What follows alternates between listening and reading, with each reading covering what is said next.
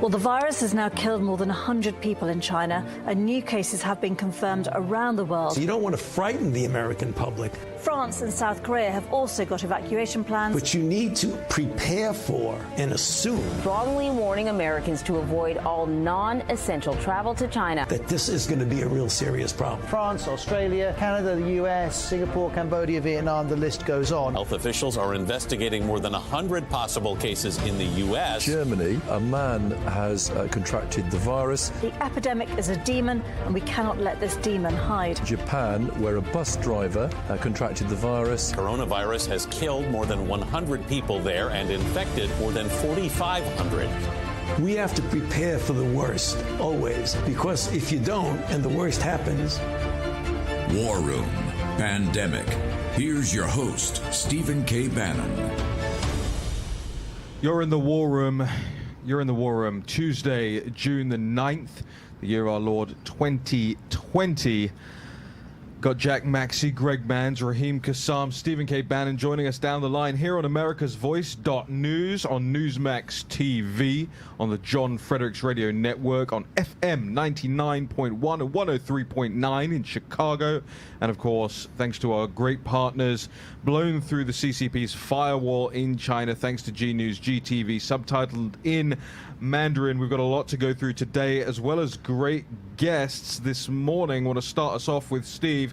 The news that the London Mayor, Sadiq Khan, is calling for a review of all statues in London, a review into their links to slavery. We were talking about this on yesterday's show. The neo-Maoist cultural revolution is upon us, Steve.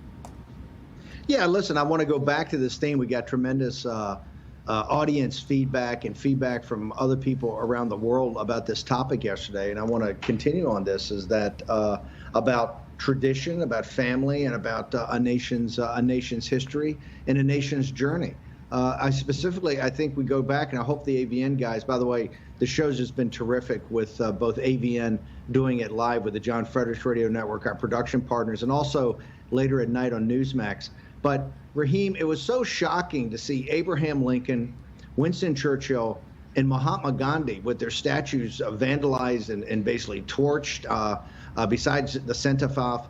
But with those three leaders, you know, they had given their life. You know, Lincoln was a martyr, really, to the cause of freedom for the slaves in the United States. He was basically assassinated at war's end after winning the Civil War. He was assassinated, you know, a couple of days after Appomattox on Good Friday by one of these hardcore Southern partisans, John Wilkes Booth. Also, you know, Winston Churchill in the whole 1930s, you know this better than anybody, you know, fought for people to stand up to the biggest ethno-nationalist insurgency in world history, the Nazis. And Churchill was calling them out in the 30s and telling people what was going to happen. And he was considered a wingnut at the time. I mean, he was considered more marginal than a lot of people in the Trump administration. And then Mahatma Gandhi, who dedicated his life and was essentially assassinated. He was assassinated also by one of the radical guys that opposed what he was trying to do. So these are guys that dedicated their lives to the fight for freedom of people, and to have that, and it shows you, I think, along with defund police, no police cities, all of this, the radical neo-Maoist nature of all this. We're going to tie later in the show. We're going to talk about Mr. Floyd and the whole situation with him and the CCP, about what was actually going on in Minneapolis and in the bigger forces. You know, he was murdered in cold blood by a former police officer. That's all going to be adjudicated in the courts under the rule of law with these three other former officers. But there were other forces at work in his life, and we're gonna talk about that. And so I think it's what's happening in London. It still gets me about leadership, Raheem. You know, where is Boris Johnson? Where is he specifically on this issue of these statues? You know, that mayor is very anti-Trump. I mean, he's triggered by Trump. I know you have combated this guy politically for a decade. So this is another radical step to, I think, take down a country's heritage and a country's traditions. Right, let's be clear. Sadiq Khan is of the the far left of the Labour movement in the United Kingdom would make Democrats in this country positively right-wing, and this is a guy who has time after time sought to divide the city, and has used his position to fund all sorts of groups that seek to do that. Now, the Black Lives Matter group in the United Kingdom, some will not be aware, is not this organic, grassroots, community-driven organization calling for justice. It was actually founded by the Socialist Worker Party, which is basically a splinter group from Britain's left-wing Labour Party. They act as agitators. This is really the group that foments a lot of the Antifa, street rebellions that you see taking place all across the UK. And Black Lives Matter UK have apparently identified 60 statues across the United Kingdom that they deem to be problematic. And Sadiq Khan is saying we need to remove anything that celebrated anybody involved with slavery and racism. And they're even identifying the statue of former Prime Minister Earl Grey, what Americans will know from the tea. But there was a man called Earl Grey and was Prime Minister when the slave trade was ended. Now, people won't know this, Stephen. I think it's a really, really important point of history for people to note, is that the United Kingdom actually borrowed a significant amount of money in order to free slaves. In 1833, 40% of Britain's national budget was used to buy freedom for all slaves. And the Slavery Abolition Act that created that actually wasn't paid off until 2015. That portion of debt, that comes straight from the Treasury. I was looking at this last night. And what that means is that Britons today have been paying off the slave trade and paying for the mistakes made by their ancestors. And that's what gets my goat up about how the Socialist Worker Party and Black Lives Matter are treating this now. I want to play what Boris Johnson had to say last night. He finally came out and finally addressed this issue. If we have the tape of Boris Johnson, let's go ahead and play it. I remember the 1970s and the horror of the National Front. I truly believe that we are a much, much less racist society than we were. In many ways, we're far happier and better. But we must also frankly acknowledge that there is so much more to do in eradicating prejudice and creating opportunity. And the government I lead is committed to that effort. And so I say, yes, you're right. We're all right to say Black Lives Matter. And to all those who have chosen to protest peacefully and who have insisted on social distancing, I say, yes, of course, I hear you, I understand. But I must also say, this is just about the weakest thing that Boris Johnson could have come out with on the back of all this. In a 4-minute video posted to his Twitter feed, he talks about Britain's quote-unquote racist past. He says, yes, we must do more to improve on this. And yes, later on in that clip, he does address the statues in a 2-second throwaway line where he says, please don't desecrate the statues. He doesn't talk about saving them. He doesn't talk about acknowledging Britain's history. He doesn't talk about how important it is that we have those statues in place so that the mistakes of the past are not made again. And now, of course, you will see over the course of today, 5 p.m. in Oxford, the Cecil Rhodes statue will be targeted as well as these 59 others across the country, Steve. Here's a question. What did he say about systemic racism? Did he mention that at all? Yeah, I mean, he is effectively acknowledging that there is, and here's where people like Boris Johnson get themselves tied up in knots, and it's a completely different situation from, say, the way President Trump is dealing with this.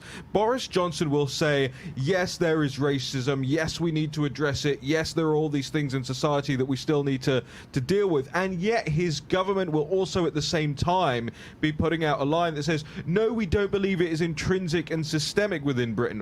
I'm afraid afraid you can't have it both ways. You either come out strongly and say, yes, there's a problem, we're going to deal with the problem, or you say, no, look, the particulars of what's going on in your community and the things that you're protesting about, we'll listen to you, but there is no systemic racism whatsoever left in the United Kingdom, and arguably there never was. And that's something that Boris Johnson, he's trying to tread this very, very thin line, this tightrope, and neither side is buying it. I'm monitoring minute by minute reaction in the United Kingdom. Nobody is buying what Boris Johnson's selling here.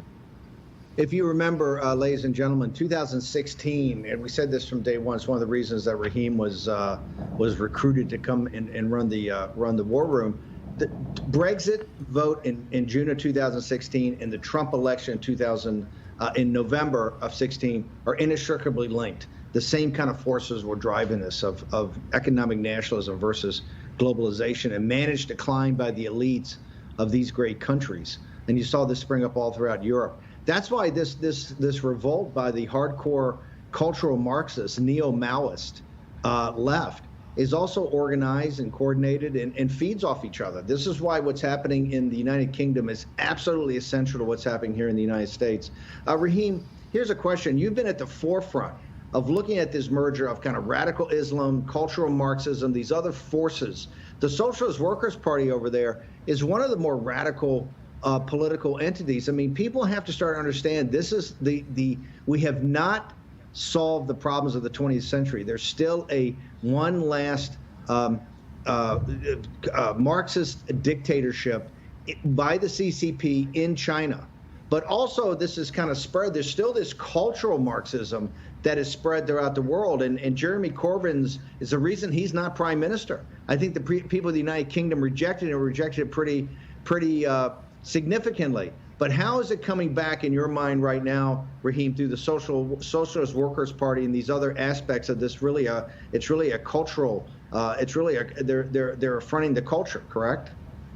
Well, this is one of the things that we're seeing here in the United States as well, is this usurping of genuine concerns and genuine local community-led concerns, maybe about policing, maybe about something else in people's communities, and this usurping of it by the far left. Now, in the UK, it's obviously the Socialist Worker Party. You combine that with Antifa and Antifa's work across the continent of Europe, and here you're seeing that as well, and we'll get into this with Raynard Jackson later in the first hour here on this show, but about how Black Lives Matter, so-called Black Lives Matter protesters in Boston are now saying that they want to use defunding the police and the money that comes off the back of that to hire illegal immigrants to have summer jobs in Boston. Well, even the Obama administration and some of the reports that they did into employment showed that if you hire illegal or undocumented workers, it actually hits black working families the hardest, black communities the hardest, wage compression, and it leads to a rise in crime in those communities as well. Now, that you're seeing all across the world. And I want to get back to this as well. Sadiq Khan talking about bringing down these statues. Who else is known for bringing down the statues? The Bolsheviks, the Third Reich, the CCP, and of course, and the Khmer Rouge, and the Islamic State. And these are not, I would argue, entities, organizations, or philosophies that we should be tolerating. And here's the kicker. Now in the United Kingdom, you're seeing woke capital springing into action. Yorkshire Tea. Yorkshire Tea is a brand actually known to many Americans and is a very popular brand of tea in the United Kingdom, posting on their Twitter yesterday that anybody who doesn't believe in the hard left antics that are going on in the United Kingdom should no longer buy their products. Well, I say to them, Steve, fine, I won't. Well, if listen, I might interject here. Yeah, go ahead. Jump in, guys. No, I was talking about when we think about these statues and we look at the movements through history that have taken them down. Obviously, we've got the Taliban, we've got the Khmer Rouge. We understand where this is going. But I think one of the most important things, one of the reasons why these are able to be taken down and there's so much anger surrounding this nonsense is we've already destroyed the study of history in our country. And a perfect example was 2 days ago in Boston. The Shaw 54th Regiment Memorial, which was immortalized in a movie about 15 years ago called Glory, an all-black regiment, the Union Army fighting, putting their lives on the line to free their other people, was defaced by the BLM movement yesterday. And again, I think it's just an attack on a symbol. They don't understand their history. We're going to come back with more of this. Stephen K. Bannon, Jack Maxey, Greg Manns, Raheem Kassam, you're in the War Room. Hit that share button, hashtag War Room Pandemic. We'll be right back.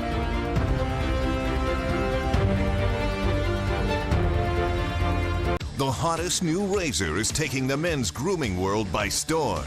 And if you don't have it, you need it. MicroTouch Solo, the hyper-advanced full-body razor that trims, shapes, edges, and even shaves with micro-precision. And it's totally safe to the touch. Go solo for full-body control with one tool.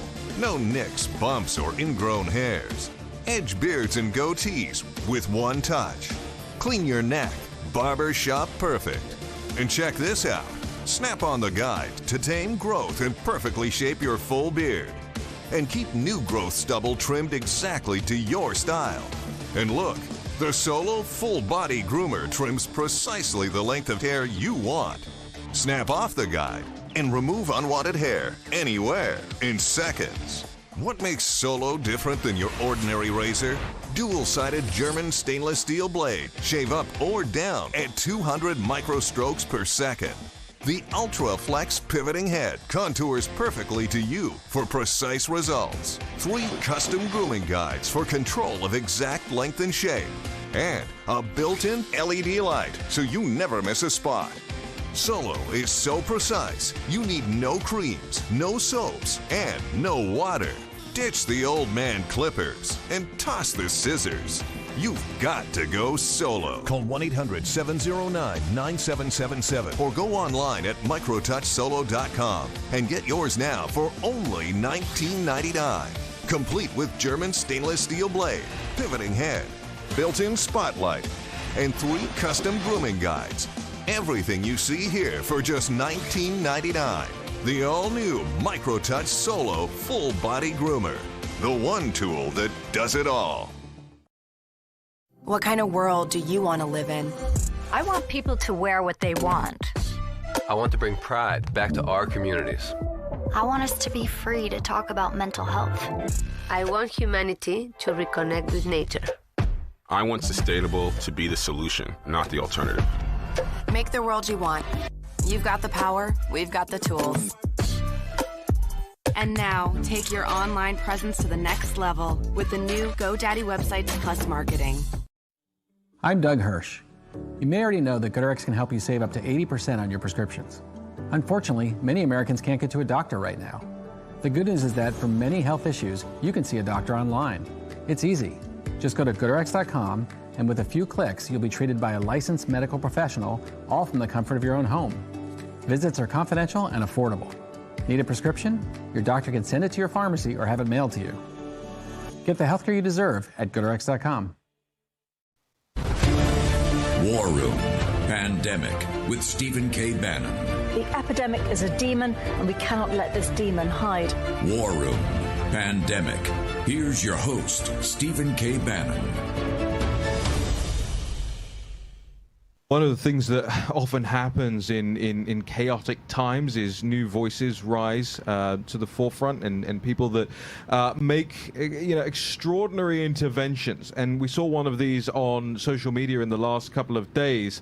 Now there's a lady, I think she's a Nigerian lady, Obianuju Okocha. I might have butchered that a little bit. My apologies if I did. But this clip that we have from from her social media is absolutely extraordinary, and it pertains to the images that you saw plastered everywhere yesterday, ladies and gentlemen, of the Democrats with the kente cloth wrapped around themselves, kneeling in the Capitol building. Really a moment of extreme, what they would call cultural appropriation. But don't take my word for it. Let's hear from Mrs. Okocha. Let's play this clip. Hi friends, I'm usually either too busy or too lazy to make this kind of quick video response. But today something happened, and I thought it's actually important enough that I get in front of my camera and make a short video to explain something short enough for me to post on Twitter. I was just looking online today, like most of you, and what did I see? A bunch of Democrat politicians kneeling down, of which I have nothing to say about that because I am not an American. However, they were all having around their necks this colorful fabric, which I'm sure they put around their necks as some kind of mark or show of unity or solidarity with black people. So in other words, they are putting forward the kente material or this colorful fabric they had around their necks as some kind of placating sign or symbol to show that they are not racist and they are together with black people. Excuse me, dear Democrats, in your tokenism, you didn't wait to find out that this thing that you're hanging around your neck is not just some African uniform. It's actually the kente material. The kente belongs to the Ghanaian people, mainly the Ashanti tribe. Excuse me, Democrats, don't treat Africans like we're children. These fabrics and these, colorful things that we have within our culture and tradition, they all mean something to us. I know you look at us and you say, oh, Africans, you're so cute in all your colorful dresses. Well, some of those dresses and patterns and colors and fabrics actually do mean something to us. Some of them belong to ancient tribes and mean something to them. So why are you using it as your own show of non-racism or your own show of virtue? Why are you using the kente material to signal your virtue? Stop it. We are not children. Africans are not children, and leave our tradition and our culture to us. And if you don't know much about it, ask somebody. I'm sure there would have been something else you could have done to show your solidarity with black people, instead of taking the kente material and making a little show of it. An extraordinary, a Steve Bannon level rant there, Steve. She's actually quite an extraordinary woman. I looked into her. She's from. Sorry. Go ahead, Steve. No, go ahead, Jack. Go ahead, Jack. No. She's an extraordinary woman. She's a Catholic woman from Nigeria. She's from the Igbo tribe in the southern part of the country. Fantastic woman. She's pro-life. She's very much out there for her faith, and she took a moment to speak to the world yesterday. And I think it's an important moment because here she is. She's Nigerian, and even she's acknowledging that kente cloth really belongs to the Ashanti tribe from Ghana. I mean, this is, the equivalent of their uniform. And so I thought this was really telling. It tells you a lot about the way the left deals with racial issues throughout the world. They look at black people as a monolith. They look at people from Latin America or with a Spanish last name as a monolith. I laugh about it all the time with my friends, the idea that El Salvador and Guatemala and Honduras are all the same. But it's a huge problem, and she points it out very elegantly. I apologize for talking so long. Steve, no, it's great. Jack, Steve. I want to thank Raheem and guys. I want to thank CNN, Jeff Zucker, and MSNBC, Phil Griffin, for letting us have that clip. Oh, it didn't make CNN and MSNBC. I mean, this is the thing. This was I thought, very powerful. That's why we played the entire clip with this. Don't treat us as Africans as children. I mean, these are individuals with a deep culture, and they have strong feelings and beliefs about that culture. And yet, here's the Democrats. I don't know if we have that photo from yesterday. I found that particularly, the virtue signaling coming out of that photo, to me was just over the top. And that's why I think President Trump yesterday handled it perfectly when he talked about racism, country, and what he was going to do. So I thought it was great. But we're trying to get voices on here that can actually directly address that. She was once powerful. We got Bishop Aubrey Shines. The New York Post had a story yesterday about defund the police, police free, and dismantling the police. And this came off of that clip we played yesterday, which, as you notice, mainstream media did not play that clip at all after she was on CNN, the president of the city council, where, she was talking about, white privilege of having the police that could come and, protect anybody's home, Hispanic, African-American, white, whatever. And she said, yeah, we got to dismantle police. We need a police-free city. The New York Post had a story that went up afterwards and said, hey, in the defund the police movement, here's what's going to happen. They're going to put more money into social workers and more money into preachers and they're going to take the place of the police in the community. So we reached out nationally to all the conservative African American laity and bishops and preachers that are out there, and they're literally thousands of them, but their voices are not being heard because they're not getting platforms in the media to hear it. So we want to bring in now Bishop Aubrey Shines, I think one of the smartest, toughest, and most dedicated people in this country. Bishop Shines, and by the way, Raheem and guys jump in here, but Bishop Shines, I just want to ask you, when the New York Post and these white progressives in places like Minneapolis are talking about police-free cities and defund the police and dismantle the police, and we're going to put it on the shoulders of the Aubrey Shines of the world to really take that. We're going to throw some more dollars at these preachers and let them let them solve the problem of the cities. What's your response to this? First of all, I think it's probably one of the most asinine things that I've ever heard. This is the same group, by the way, Steve, that says, hey, let's keep church separate. So if they're going to fund us, will they also fund us when we speak against Sharia law? Will they fund us when we speak against marriage that's not traditional? Will they fund us when 20+ million of black babies are aborted in the womb from that concept and idea that came through Margaret Sanger, a white eugenicist, who happened, by the way, to be of the same party that's asking to defund our police, and that's the Democratic Party? I mean, how far is this lunacy going to go? And if they're going to fund us, what would that look like? Would they also fund groups, religious groups, that actually hate America?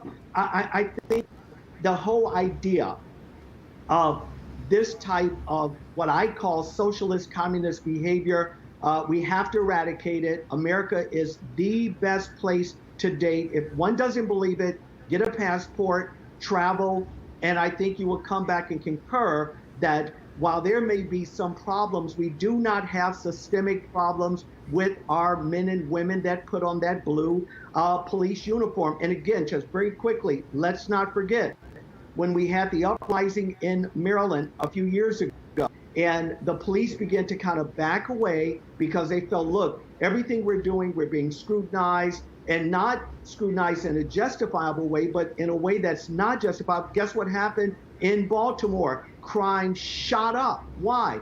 Because police officers, whether they were white and or black or Hispanic, they refused to begin to really engage because they could lose their job, they could be called out on something, trumped up charges, and as a result of it, here their entire families have gone down the tank simply because of these ridiculous progressive policies that we have no framework that has ever worked anywhere.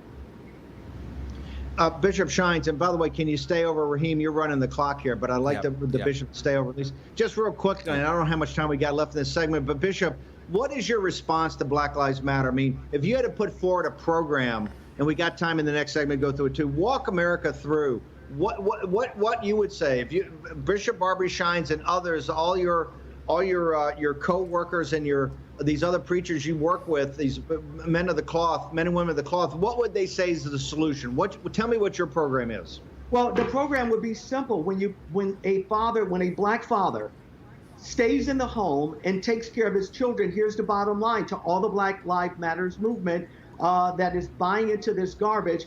That same black family, juxtapose that family with the white family. There's zero difference in employment. There's zero difference as it relates to the economic strength of that home. So the issue is not Black Lives Matter movement, because if all Black lives matter, then how do you account for the 20+ million Black lives that are lost in the womb by policies of the same people from the Democratic Party that they're pushing? Then we're going to have to look at the history of this party, which I've done, produced videos on, and we can begin to approach this from a real position and not from a false narrative that police officers are in need of the Black Lives Matter movement, because they're not. These individuals are socialists, they are cancerous, and if we don't address this in a very aggressive manner, we're going to lose our nation. Bishop and Steve, we've got about 20 seconds left. Bishop, we'll just hang on over the break. We'd love to have you stay for more here on War Room Pandemic. We got Jack Max, we got Greg Manns, Raheem Kassam in the War Room, Stephen K. Bannon joining us remotely. We're very grateful to have Bishop Aubrey Shines from the G2G Ministries joining us, staying over the break. Make sure you're sharing everything. Hashtag War Room Pandemic. Make sure you're going to pandemic.warroom.org. Sign up for the newsletter. Get all the latest in your inbox. We'll be right back after this break. At Leaf Filter, we're on a never-ending journey to end gutter cleaning forever. Whoa! Way too dangerous, Bill. Say goodbye to that ladder. Way too clogged, Melissa. Those black gutters are causing serious damage to your home. Look at these cracks in your foundation. Leaf Filter, the nation's #1 rated gutter protection system, will keep you safe and protect your home. Leaf Filter's stainless micromesh screen fits over your existing gutters and is guaranteed to filter out everything except for water. No more leaves or debris in your gutters for the life of your home. Schedule your free gutter inspection and estimate, just like Paul. With Leaf Filter's lifetime warranty, we guarantee you'll never have to clean those nasty gutters again. Everybody okay with that? I sure am. Call 833 Leaf Filter or go to getleaffilter.com for your free gutter inspection and estimate. Act now and save 15% off your purchase. I'm Nick Bolton, and these days... Hey there. Hey there. It seems everybody has a pair of tactical sunglasses. Good morning. Morning. But what if you already wear glasses? Then you need these flip-up tack glasses. These new glasses fit right over your existing eyewear to give you all the benefits of our tack glasses while you comfortably wear your regular glasses. Plus, like all tack glasses, flip-up tack glasses feature Bell & Howell light filtering technology that makes invisible objects suddenly become visible. There's just nothing like them on the market today. Here you go, buddy. Thanks, Nick. Act now to get your flip-up tack glasses for just $19.99, and we'll even ship them to you free. But wait, order today and you can get a second pair. Just pay a separate fee. Here's how to order. Call 1-800-284-4127 or go to flipupglasses.com. That's 1-800-284-4127 or order online at flipupglasses.com. From roof to foundation, the damage to your home can be devastating, from clogged gutters, leaking roofs, rotting wood and fascia, and flooded basements. Protect your entire home with Leaf Filter, the nation's #1 rated gutter protection system. Once our ladders go up, you can put yours down forever. One of the things that I like the most is that I don't have to get back on the ladder anymore. Leaf Filter starts by cleaning, sealing, and realigning your gutters. We then install our micromesh screen over your existing gutters, which is guaranteed to filter out everything except for water. Trying other products is what made us finally go to Leaf Filter. And Leaf Filter's lifetime transferable warranty makes it an extraordinary value. Leaf Filter is going to make my home more valuable, especially when I go to sell it.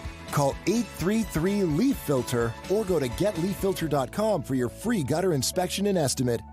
Call or log on today and save 15%. War Room Pandemic with Stephen K. Bannon. The epidemic is a demon, and we cannot let this demon hide. War Room Pandemic. Here's your host, Stephen K. Bannon. Welcome back to the War Room. Over to Steve. Yeah, Bishop Shines, if you were in the Oval Office today with the president, what would be the 2 or 3 things you would tell him, the actions you think he has to take right away to get on top of this? That I would suggest to our president: surround yourself with guys and girls like myself that are out here. We're fighting for the very fabric of this society. And more importantly, point out the science behind this.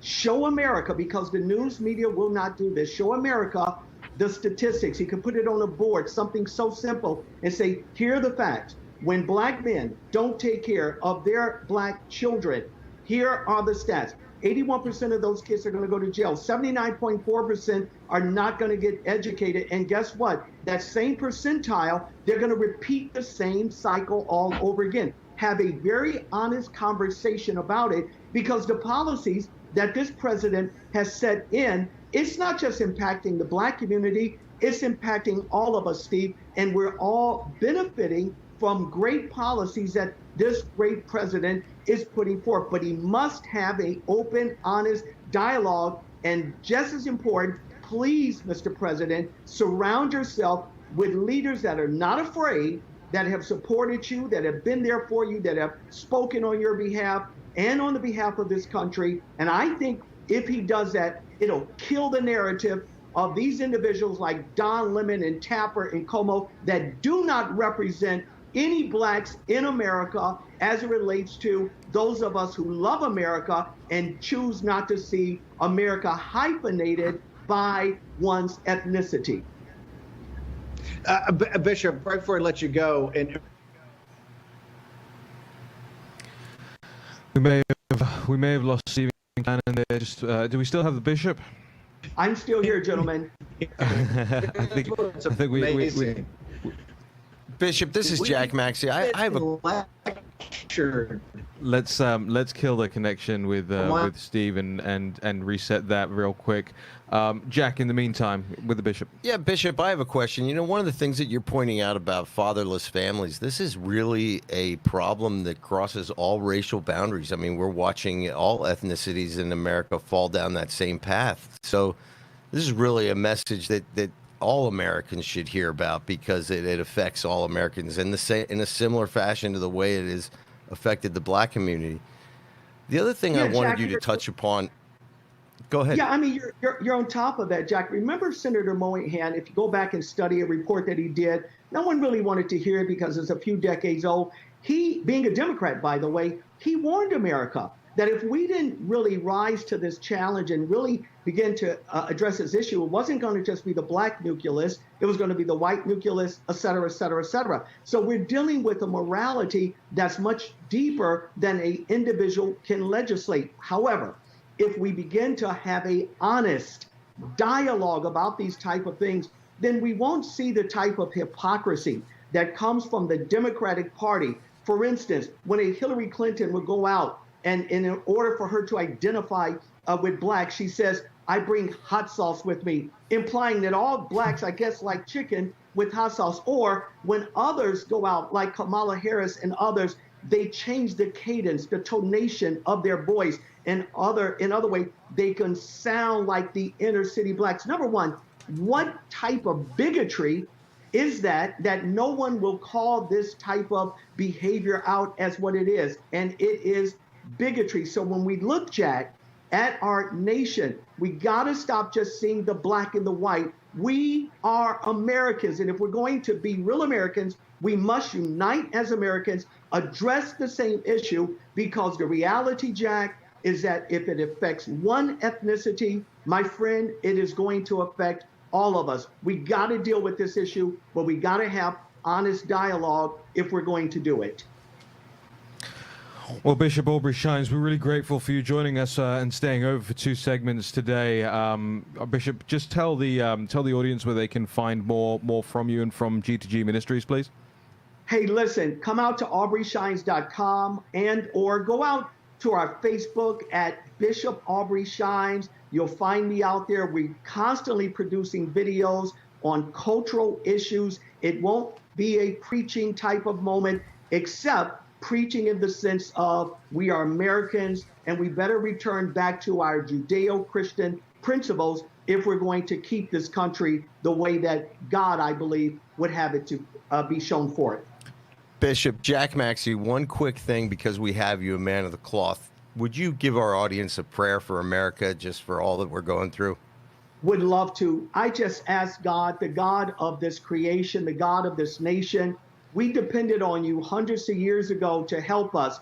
And even though we've erred, even in the area of slavery, God, you gave us men and women of courage that they began to turn this around. We've repented before you. We really need your help. And we just ask that you would give us leaders that would actually exemplify your mindset on these issues. Bring us together for your purpose, and we'll give your name all the honor and glory as long as you are to do it. In your name we pray. Amen.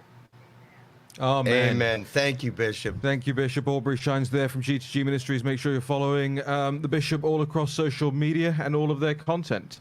Right, Greg, you wanted to jump in. I saw you had. It's very rare to have a Greg Mans intervention, but when it comes, you know it's going to be good. Greg. Yep. Since we're on the topic, Senator Scott of South Carolina, his office has released that today at the Senate GOP lunch, he will be briefing Republican senators on draft police reform and a retraining package. Interesting. Are we back? Do we have Steve Bannon back, or has the CCP boarded the ship? No connection. We got Steve back. Underway here. I'm back to my youth as a naval officer. We're getting ready for gunnery practice. Another signal.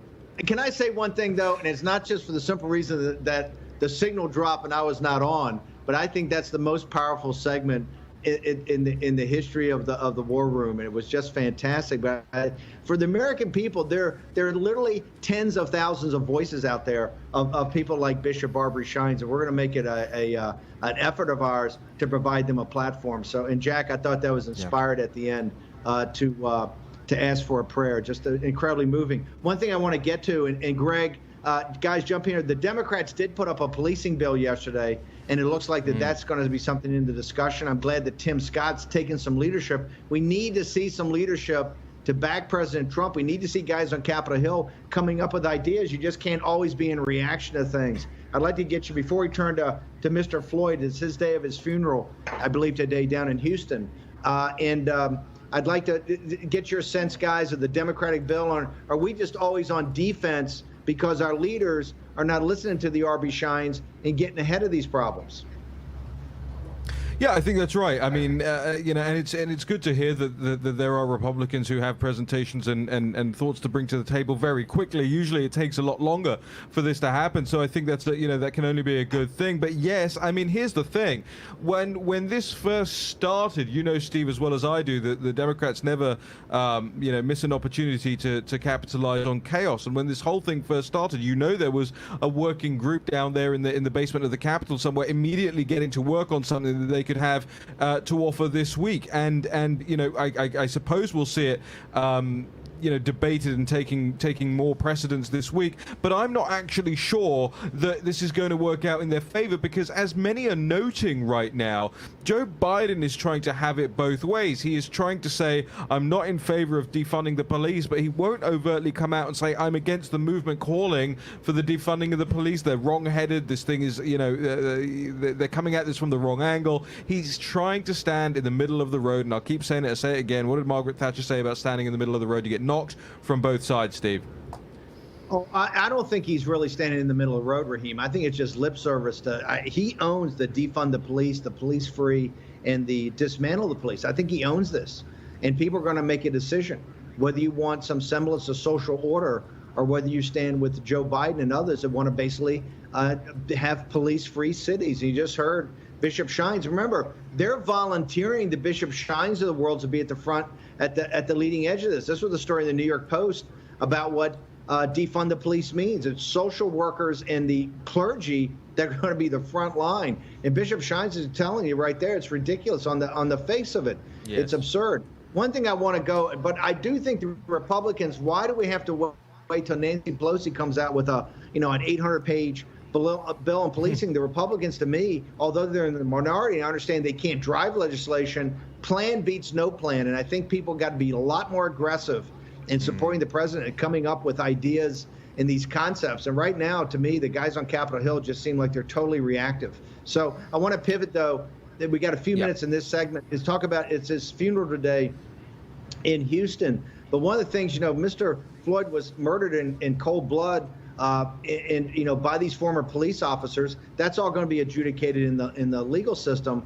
But one of the things that people I don't think are talking about, and this is buried in a New York Times story, is that Mr. Floyd, I think, had coronavirus, right? Which is the CCP virus. We know this came from Central China. We know the CCP hid it from everybody. We know they exacerbated the problem once they knew they had to get it throughout the world. Mr. Floyd had this horrible plague that he had coronavirus. I think he was being treated for it, but he had coronavirus. In addition, he had some fentanyl, I think traces of fentanyl in the system, which is the drug that they're forcing through the cartels in Mexico up into the United States that's poisoning people, particularly in these upper Midwest cities. In addition, I think they were called because some controversy about a $20 bill. We know that the CCP, from all the intelligence reports, is trying to force counterfeit currency into the United States as one of their weapons against us. So if you look at just those three forces of how the CCP, helped destroy Mr. Floyd's life. Now, they're not, the police officers murdered Mr. Floyd, and they're up for murder, and they're going to be put on trial for that. But people can't miss the point of what's happening into our big cities in the United States, that the effort of the Chinese Communist Party is more active than ever. Well, Steve, I also want to just add to that as well. It's a really important point about this counterfeit money strategy. There was a story from January the 27th from the local press in Minnesota, which showed that $900,000 in counterfeit money had been seized from the International Falls port of entry, and that the Customs and Border Protection Agency said the counterfeit money was found in a commercial rail shipment that originated in China. Now, they found 45 cartons of counterfeit $1 bills, and sources have told me in the last couple of days that while George Floyd may have been, there may have been some handling of some counterfeit $20 bills, and CBP hasn't found any counterfeit $20 bills at the port of entry, that actually what a lot of these counterfeiters do is they take the paper from the $1 bills and repurpose them into other bills. So there are three legs to this stool of how George Floyd's life has effectively been attacked and destroyed by the Chinese Communist Party before this incident even happened. Steve, we've got about 30 seconds. Over to you. Well, no, I think, look, hashtag War Room Pandemic. We want everybody involved in this conversation. The community's added so much, the news stories you're putting up, et cetera. So we want everybody to participate in that. Well, we're really grateful for everybody out there who is contributing to this show, who is sharing it, who is subscribing to it, the people who are leaving us reviews on the podcast. Every single time you take an action, whether it's a retweet, a reply, a quote tweet, a like, a share, a subscription, a review, every single action you take helps this show land in more people's inboxes and helps more people get to the bottom of this thing. The signal through the noise. War and Pandemic back with Raynard Jackson in just a moment. Everyone loves the benefits of compression socks, but they're just so hard to get on. Until now. Introducing the all-new Copperfit Energy Socks, redesigned for the first ever easy on, easy off fit to help reduce swelling, relieve tired, achy muscles, and provide energizing support. A new blend of stretch fabric for the most comfortable, easy on, easy off compression fit. Being a SWAT commander, we train to win. The Copperfit Energy Socks, they didn't feel like other compression socks. They totally exceeded my expectations. Our most powerful copper-infused fabric, woven into our easy on, easy off compression sock to help reduce swelling discomfort from prolonged sitting or standing. I'm 38 and a half weeks pregnant. Copperfit Energy Socks worked beautifully. Extra support around the arch and ankles for increased support and relief of muscle aches and pains. I'm so excited about these socks. I'm so much more energized to go do things after a day of work. They just slip right on, yet they still have that same compression that you want. A soft cushion footbed for all-day comfort. I'm on my feet at least 9 to 10 hours a day. These were fantastic. A lot of compression socks are a little too thin, especially for what I do. With Copperfit, I could wear these every day. Feel more energized. Feel more active. Just feel better. They just hug your leg. It relieves all the pressure that you have. I have so much energy, I can go, hey, you want to dance? The first ever easy on, easy off compression sock. The most comfortable compression sock you will ever wear. Get your Copperfit Energy Socks now online at GetEnergySocks.com for only $19.99 or call 1-800-978-1224. Order right now and we'll include a second pair of compression socks free. I've never felt anything like it before. No more pain, no more swelling, no more achy, tired feet. I can never go back to regular compression socks again. Don't settle for ordinary. Ask for the original by name, Copperfit Energy Socks. From roof to foundation, the damage to your home can be devastating, from clogged gutters, leaking roofs, rotting wood and fascia, and flooded basements. Protect your entire home with Leaf Filter, the nation's #1 rated gutter protection system. Once our ladders go up, you can put yours down forever. One of the things that I like the most is that I don't have to get back on the ladder anymore. Leaf Filter starts by cleaning, sealing, and realigning your gutters. We then install our micro mesh screen over your existing gutters, which is guaranteed to filter out everything except for water. Trying other products is what made us finally go to Leaf Filter. And Leaf Filter's lifetime transferable warranty makes it an extraordinary value. Leaf Filter is going to make my home more valuable, especially when I go to sell it. Call 833-LEAF-FILTER or go to getleaffilter.com for your free gutter inspection and estimate. Call or log on today and save 15%. War Room Pandemic with Stephen K. Bannon. The epidemic is a demon, and we cannot let this demon hide. War Room Pandemic. Here's your host, Stephen K. Bannon. You're back in the War Room. We're going to be joined in this segment by Raynard Jackson, the founder and chairman of Black Americans for a Better Future. But first, Steve. Yeah, listen, in very uncertain times, and one of the reasons we pride ourselves in the War Room in laying this out for you, we don't get caught up in the news of the day. What we try to do is make sure you understand what's going to be the news of next week and next month.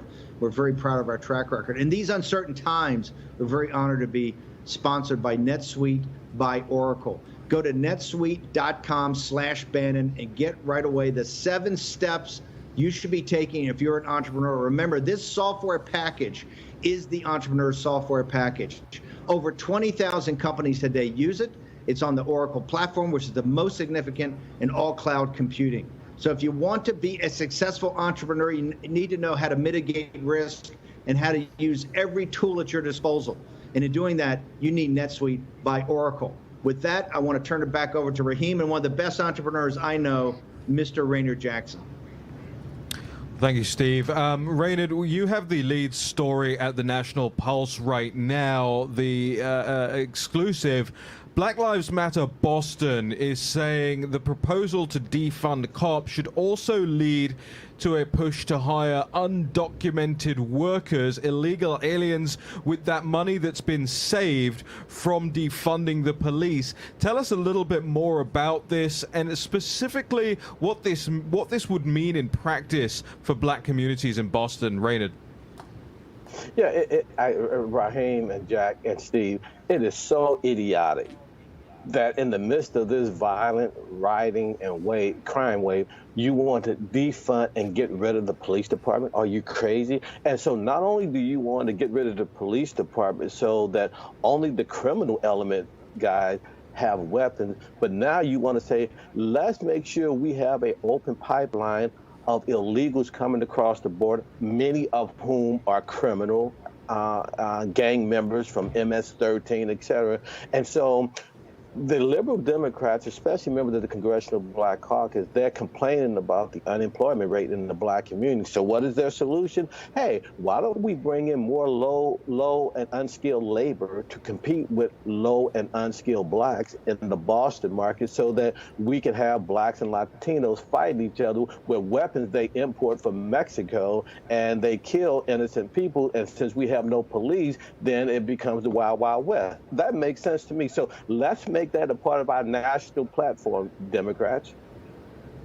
I want to be very specific about this. The BLM petition calls for, we demand that funds are reinvested in youth jobs. The city should fund $15 million for 5,000 summer jobs and 1,000 year-round jobs, hiring undocumented young people and providing grants to organizations.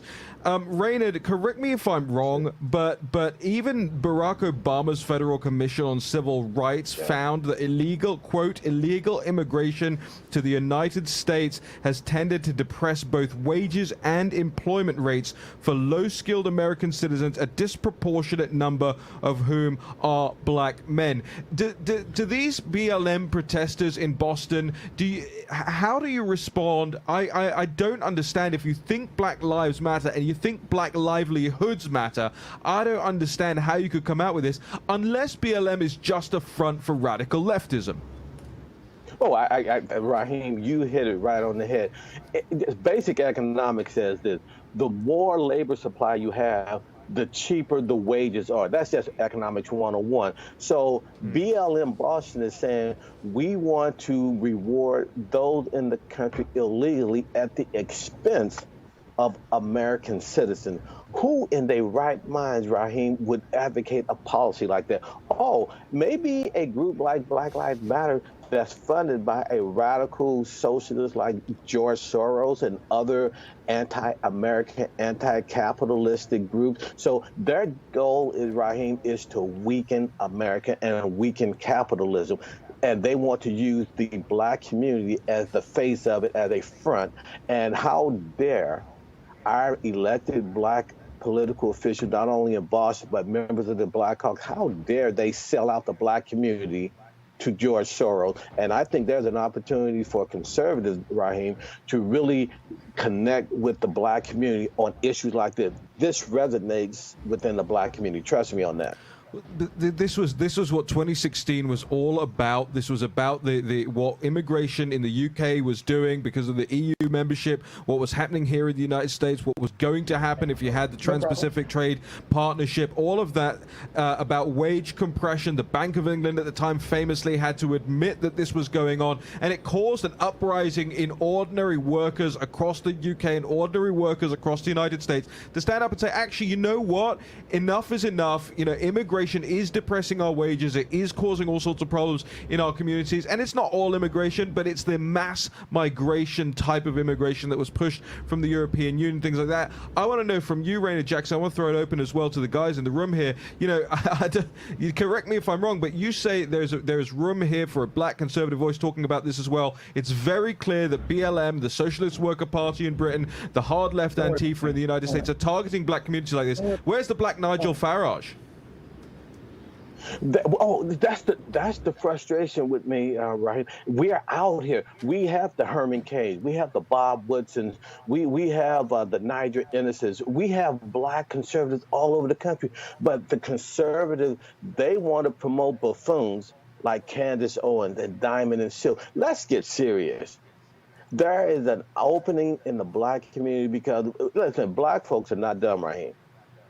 We know what's in our own best interest, and bringing in illegal immigrants to compete with low and unskilled blacks all over the country in Chicago and Boston and St. Louis and Ferguson, we don't buy that. And so all conservatives need to do is to provide a viable alternative to the black community, Raheem. And I guarantee you, Trump can not only get 10, 15% of the black vote, he can probably get 20, 25% if he focuses on that singular message alone.